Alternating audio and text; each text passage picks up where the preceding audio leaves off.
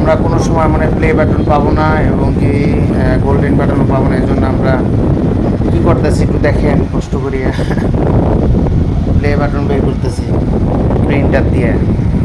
Play button পাবো কেমনে, কাজেই তো করি না, কত সুন্দর করে অ্যাভয়েড করতেছি, এজন্য আউসটা মিডিয়েতেছি, এটা আউসটা মিডিয়েতেছি প্লে বাটনের এদিক দিয়ে বের হচ্ছে, কাজ চলতেছে। আউসটা মিটে গেলে আবার সবগুলো ছিঁড়ে ফেলবো, এই অলরেডি মনে বের হয়ে গিয়েছে।